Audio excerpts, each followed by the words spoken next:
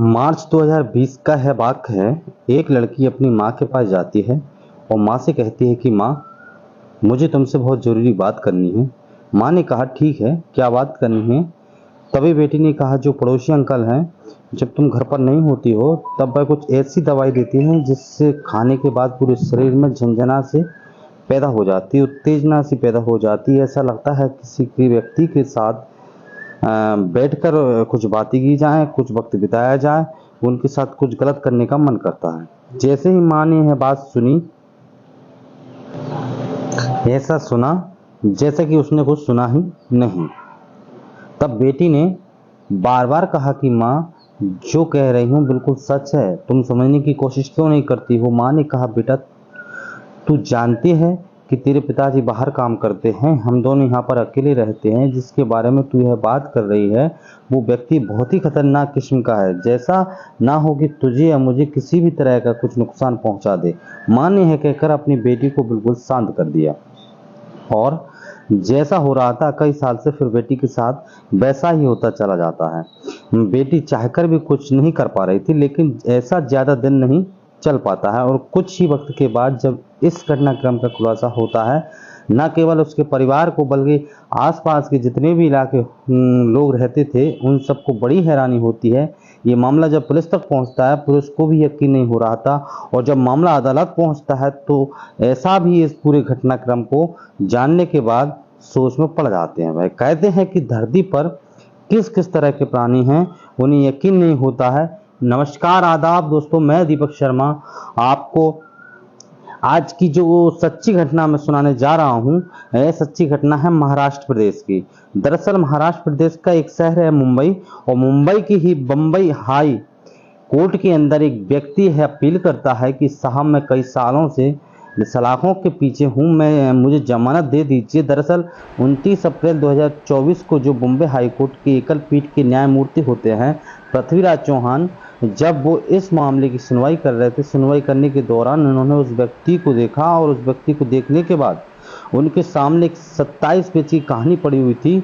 उस 27 पेज की कहानी को देखने के बाद उन्होंने कहा कि तुम्हें जमानत देने का तो बिल्कुल मन ही नहीं कर रहा है और तुम्हें जमानत तो दी ही नहीं जाएगी। दरअसल जो तुमने कुकृत्य किया है, तुमने पाप किया है, वह किसी भी इंसानियत को शर्मसार करने के लिए, उसको झकझोर करने के लिए बहुत बड़ी बात है। यह बात सुनते ही बाद वो व्यक्ति हाथ पैर जोड़ता है, कहता है कि साहब अब तो मुझे 3 साल हो गए, मुझे बाहर भेज दीजिए। वो कहते हैं खैर ठीक है, तुम्हारी पत्नी को बाहर भेज दिया गया, लेकिन तुम कभी बाहर नहीं आ पाओगे। दरअसल जब वो व्यक्ति वापस सलाखों के पीछे जा रहा था तब यह कहानी, है खबर अखबारों और सोशल मीडिया के माध्यम से लोगों को पता चल जाती है।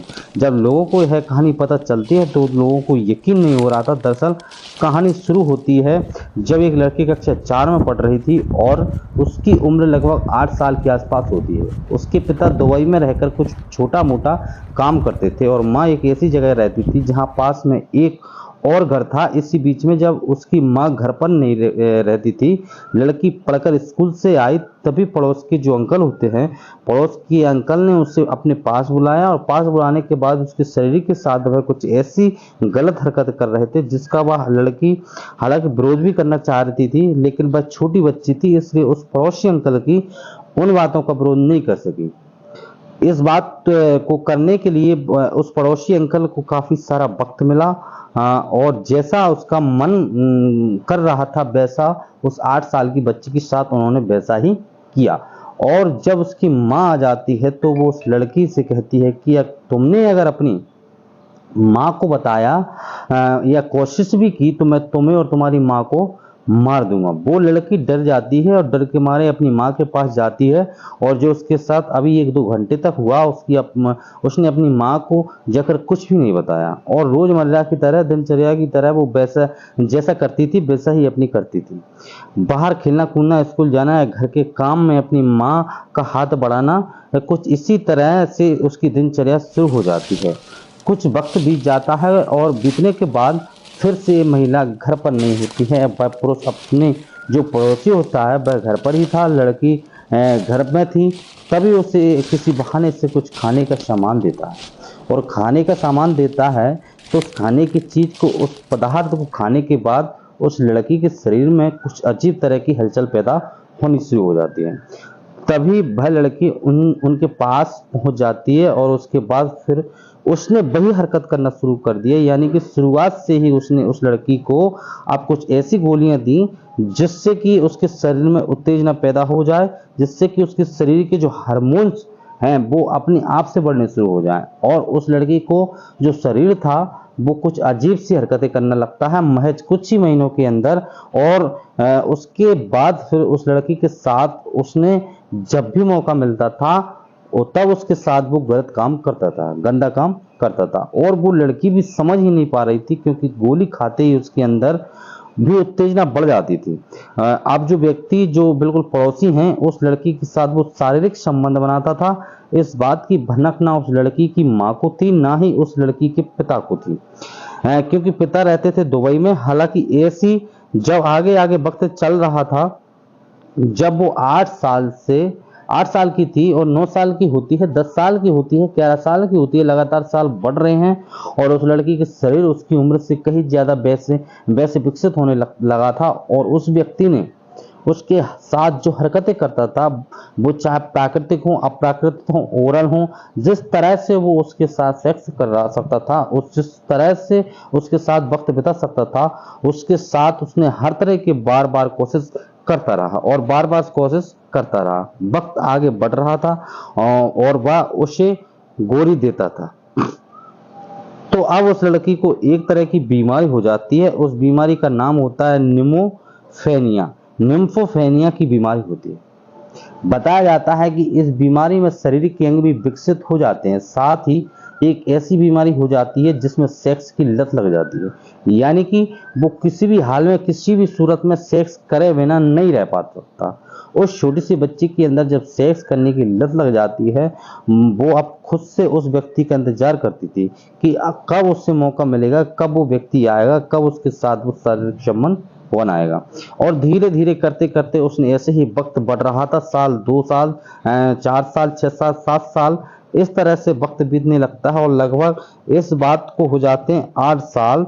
तब मार्च 2020 में उस लड़की ने अपनी माँ को हल्का सा इशारा किया था कि पड़ोसी अंकल उसे खाने में कुछ ऐसी चीज देते हैं जिसको खाने की वजह से उसके शरीर में कुछ उत्तेजना पैदा होती है और फिर उसका मन करता है कि किसी के साथ गलत काम करने को। हालांकि उसने बिल्कुल सीधे तौर पर साफ साफ बात तो नहीं कही थी, सिर्फ गोलियों के बारे में बताया था और उस बात पर उसकी माँ ने कोई एतराज नहीं किया, कोई विरोध नहीं किया। हालांकि जो पड़ोसी अंकल था जो उसके साथ गलत किया करता था, उसकी पत्नी को इस बारे में जानकारी हो जाती है, क्योंकि जब एक बार उस लड़की के साथ वह गलत हरकत कर रहा था तब उस पड़ोस की आंटी ने उसे देख लिया था अपने पति को उस बेटी के साथ ऐसी हरकत करती हुई, लेकिन उस महिला ने इस बिल्कुल भी विरोध नहीं किया और फिर उस महिला के साथ सामने भी कई बार ऐसी हरकत होती है, वो विरोध ही नहीं करती है।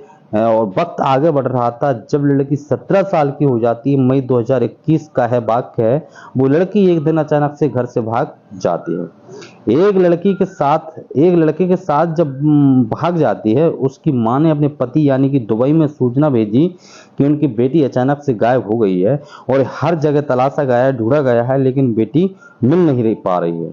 आखिरकार करे तो क्या करे, तभी उसके पति दुबई से आता है अपनी बेटी को ढूंढने के लिए। तमाम कोशिश कर रहे थे, कोशिश करने के बाद भी कोई सफलता नहीं मिल पा रही थी। तब पति और पत्नी नजदीकी पुलिस स्टेशन जाते हैं और नजदीकी पुलिस स्टेशन जाने के बाद कहते हैं कि उनकी 17 साल की लड़की है जो अचानक से लापता हो गई है। आखिरकार वह गई है कहाँ है, हमने सब जगह तलाश करने की कोशिश की लेकिन मिल नहीं पा रही है। पुलिस इस मामले में सक्रिय होती है, मामले को गंभीरता से लेती है, क्योंकि वह लड़की उसकी उम्र कम थी, 18 साल अभी कंप्लीट नहीं हुई थी। आखिरकार लड़की को तलाश करने के लिए प्रयास जारी थे और जब पुलिस इसे ढूंढ रही थी तभी उनने कहा कि जहां लड़की रहती है दरअसल हम उसका कमरा देखना चाहते हैं, कहीं ऐसा तो नहीं है कि उसने उस लड़के के बारे में कोई जानकारी या कुछ ऐसा कोई सबूत मिल जाए जिससे हम लड़के को आसानी से पकड़ सकें। पुलिस ने जब उसके घर की तलाशी लेनी शुरू की तो पुलिस को एक डायरी मिल जाती है। दरअसल डायरी लगभग 27 पेज उसमें लिखे हुए थे और 27 पेजों के अंदर उसकी पूरी कहानी अपनी जिंदगी की बयां थी। कि किस तरह से कक्षा 4 में थी, किस तरह से पड़ोसी अंकल ने उसे उसकी पहली बार छुआ, किस तरह से उसने उसके गोलियां खिलाई, उसके जो शरीर की उत्तेजना उसने पैदा की, किस तरह से उसने एक ऐसी बीमारी लगाई जिस बीमारी में उसको सेक्स करने की लत पड़ जाती है, बिना सेक्स के वो रह नहीं पाती थी। अब जब लगभग पुलिस को 27 पेज की डायरी मिलती है, पुलिस इस डायरी को पढ़ने के बाद हैरान रह जाते हैं। अब पुलिस ने मुकदमा दर्ज किया, मुकदमा दर्ज करने के बाद उस व्यक्ति को भी हिरासत में लिया, साथ ही उसकी पत्नी को भी हिरासत में लिया। उन दोनों को गिरफ्तार करने के बाद जेल भेज दिया गया। इस महिला ने यानी कि उस लड़की की माँ से यह पूछा गया कि जब लड़की ने तुमसे इस बात का जिक्र किया था मार्च 2020 के अंदर कि तुम पड़ोसी उससे परेशान किया करता है और तुमने पुलिस से मदद क्यों नहीं मांगी, तब तुमने अपने पति से यह कहानी बयां क्यों नहीं की, तब उसने कहा कि उसने मुझे डर लगता था कहीं ऐसा ना हो कि वो उसे उसकी बेटी को कहीं नुकसान पहुंचा दे।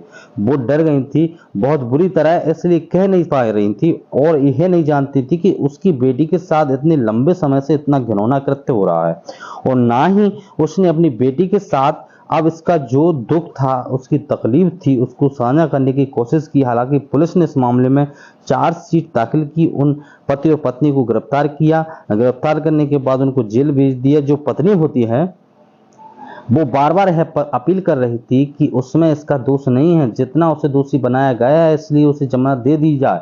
आखिरकार पड़ोसी की जो पत्नी होती है उसको जमानत मिल जाती है, लेकिन जो मेन मुख्य आरोपी होता है, जो लगातार 9 साल तक उस लड़की का रेप कर रहा था, उसके साथ हर तरह, चाहे वो प्राकृतिक हो, अप्राकृतिक, ओरल हो, हर तरह के उसके साथ उसने गंदा घिनौना तक कृत्य किया। उस व्यक्ति ने जब बम्बई हाई कोर्ट में अपील की जाती है उसको जमानत दे दी जाए, तो जज साहब ने 27 पन्नों को पढ़ने के बाद कहा कि तुम जैसे व्यक्ति को समाज में रहने का कोई हक नहीं है।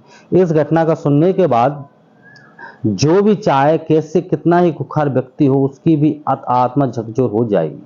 लेकिन तुम जैसा व्यक्ति जमानत मांगकर क्या साबित करना चाहता है कि फिर जाकर तुम ऐसे ही किसी बेटी के साथ गलत काम करोगे, इसलिए तुम्हें जमानत नहीं मिलेगी। फिलहाल मुंबई हाई कोर्ट ने उसे जमानत नहीं दी, लेकिन यह घटनाक्रम जब सोशल मीडिया के माध्यम से लोगों को पता चलता है तो लोगों को यकीन नहीं हो रहा था कि एक व्यक्ति एक छोटी सी बच्ची के साथ जब शुरू करता है तब वह 8 साल की होती है और जब उसके लास्ट होता है तब वह 17 साल की हो जाती है। यह भी बताया जाता है कि उस आदमी की उम्र ज़्यादा बढ़ गई थी, उस लड़की को सेक्स करने की जो लत पड़ गई थी, इसलिए उसने एक ऐसे लड़की की तलाश की जिसके साथ वो भाग सके, जिसके साथ वो अपनी नीड को पूरा कर सके। इसलिए हालांकि पुलिस ने उस लड़की को बरामद कर लिया था और बरामद करने के बाद जब उसका मेडिकल परीक्षण कराया गया तो उससे ये सिद्ध हो चुका था कि उस लड़की को वाकई ये गलत हुआ था, उसके साथ और उसके साथ गलत हुआ था। दोस्तों, इस पूरी घटनाक्रम को सुनाने का उद्देश्य किसी को परेशान करना नहीं है, किसी को दिल दुखाना नहीं है, बल्कि आपको जागरूक करना है, आपको सचेत करना है, आपको बताना है कि आपको जताना है कि आप अपने बच्चों से बीच बीच में बातचीत करते रहें। वो किससे मिलते हैं, किसके साथ रहते हैं, क्या खाते हैं, क्या पीते हैं। यह भी बताया जाता है कि इस लड़की को इतना ज़्यादा स्ट्रेस होने लगा था, अपने स्ट्रेस को कम करने के लिए उस लड़की ने सिगरेट पीने की आदत भी डाल ली थी, लेकिन घर वालों को इस बात की भी जरा भी भनक नहीं लग पाई जी, क्योंकि उनकी बेटी को सिगरेट पीने की आदत जो पड़ गई थी। हालांकि काश उसकी मां ने उस लड़की से अगर उसके मन की बात, उसके दिल की बात जानने की कोशिश की होती तो शायद उसके साथ इतने लंबे समय तक कभी भी उसके साथ गलत नहीं हो रहा होता।